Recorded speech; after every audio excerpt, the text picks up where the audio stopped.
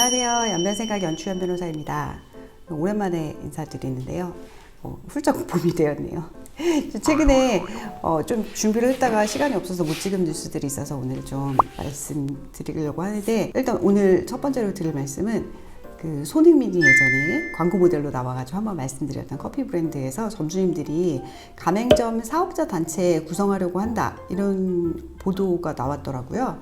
이거 보고 가맹점 사업자 단체에 관심 있으신 분들께 좀 관련 내용을 좀 말씀드리면 좋겠다는 생각이 들어서 이 내용 말씀드리고자 합니다. 특히 또 한 가지는 제가 지금 이제 소상공인 분들 모여있는 카페에 자문을 하고 있는데, 그와 관련해서 이분들께도 가맹점 사업자 단체에 대한 정보를 드리면 좋겠다는 생각이 들어서 말씀드려요. 지금 현재 법에는 가맹점 사업자 단체를 구성할 수 있는 권리에 대한 조항만 나와 있습니다. 그래서 권익 보호나 경제적 지위 향상 도모를 위한 단체를 구성할 수 있다 는 규정이 나와 있고요. 단체는 가맹 본부에 대해서 협의를 요청할 수 있고, 이 협의의 요청을 받은 가맹 본부는 성실하게 협의에 응하여야 한다 라는 조항까지가 나와 있고요. 가맹 본부가 여기 단체에 소속되어 있다는 이유만으로 불이익을 주어서는 안 된다는 조항을 두고 있는 상태입니다. 제가 예전 영상 보시면 저의 영상 중에 가맹점 사장님이 산으로 간 까닭은 이런 제목으로 영상 올렸었는데, 그때 말씀드렸던 내용이에요. 사실은 가맹 본부에서는 가맹점 사업자 단체를 굉장히 환영하지 않습니다. 마치 회사에서 노동단체, 노조 만드는 것처럼 굉장히 경계를 많이 하세요. 꼭 나쁘지만은 않은데 점주님들끼리 모여가지고 그동안 혼자서만 생각했던 것들에 대해서 같이 교류하고, 가맹 본부를 통해서 실제로 필드에서 사업을 해보니까 이런 점에 불편함이 있더라라는 소통을 할 수 있는 창구를 만드는 것인데도 쉽지 않은 경우가 있습니다. 그래서 판례 중에서는 굉장히 리딩 케이스라고 할 수 있는 피자의 땅 사례가 있습니다. 이 피자의 땅에서 있었던 사례를 말씀드리면 실제로 점주님들이 어떤 곤란을 겪는지를 좀 볼 수 있는데요. 판결문에 다 공개되어 있는 것이라서 저도 좀 마음 편하게 말씀드릴 수 있을 것 같아요. 어떻게 들어오냐면 위생 점검 내지 위생 통일성 점검을 종종 하잖아요. 관리 직원들이 위생 점검을 특별히 이 점주님들한테만, 가맹점 사업자 단체를 구성한 점주님들한테만 많이 자주 하면서 규정에 위반하진 않아요. 규정에 맞지만 많이 하면서, 많이 하면 또 규정에 좀 내부 위생 점검에 걸릴 가능성이 많잖아요. 그런 걸 통해서 약간 압박을 가하고 실제로 점수에 불이익을 가하고, 그러면서 가맹 계약을 갱신해야 할 시점에 갱신하지 않게 되는 이런 형태로 가맹점 사업자 단체의 활동을 방해하는 행위들이 판례에서도 그랬지만 다른 브랜드에서도 종종 일어나고 있는 행태입니다.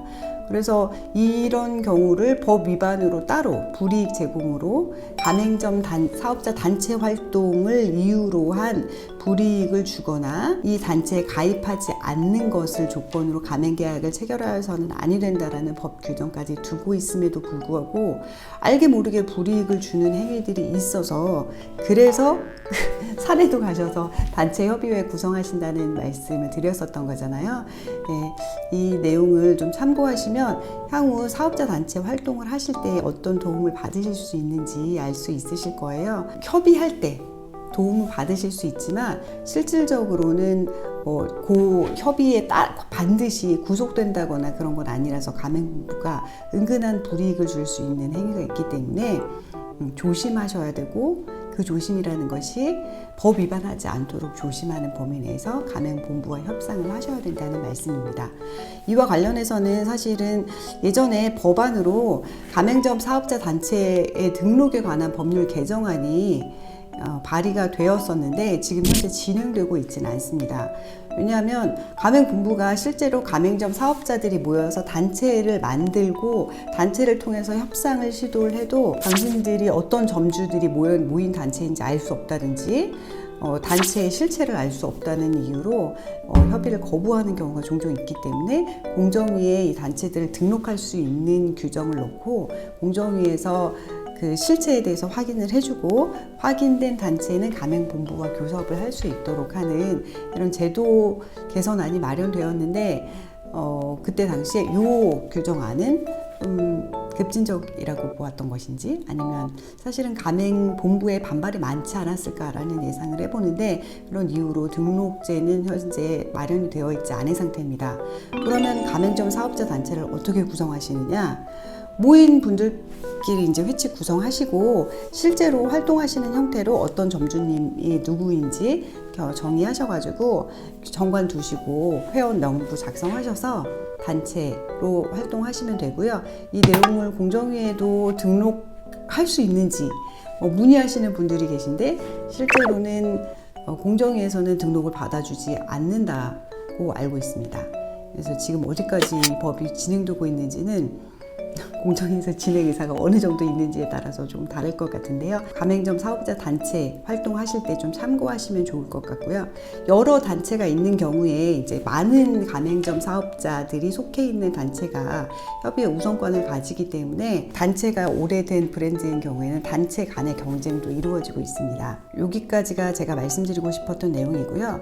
실제로 가맹점 사업자 단체를 통해서 협의를 진행하시면 가맹본부와 협상력이 조금 높아지는 대신 초창기에 가맹점 사업자 단체를 통한 압박이 있을 수 있다는 점 유의하시면서 그럼에도 불구하고 개인 사업자들이 가맹본부와 협의를 해가시면서 서로 브랜드와 매출의 향상을 위해서 노력하기 위해서는 개인적으로 대응하시기보다는 단체로 대응하시는 것이 조금 더 유리하시다 라는 말씀 드리면서 오늘 방송 마쳐볼까 합니다. 아무래도 좀 경기가 좋고 신규 브랜드가 막 활성화되는 경우에는 서로 이제 가맹본부랑 가맹점 사업자들 간의 분쟁이 많지 않죠. 근데 어느 정도 브랜드가 자리를 잡고 개점이 완료돼가지고 계속 성장을 해야 되는 상태일 때 그동안 성장하느라고 바빴던 부분이 미처 발견되지 않았다가 계속 문제가 되는 경우가 있습니다. 이런 경우 사실 꼭 말씀드리고 싶은 것은 가맹본부에서 가맹점 사업자들도 이 가맹본부와 함께 윈윈하기 위한 상생의 파트너라는 것을 좀 같이 염두에 두시고 같이 성장하는 계기로 삼았으면 좋겠다 라는 우려의 말씀 전달드리면서 오늘 방송 마치겠습니다. 시청해주신 여러분 감사합니다.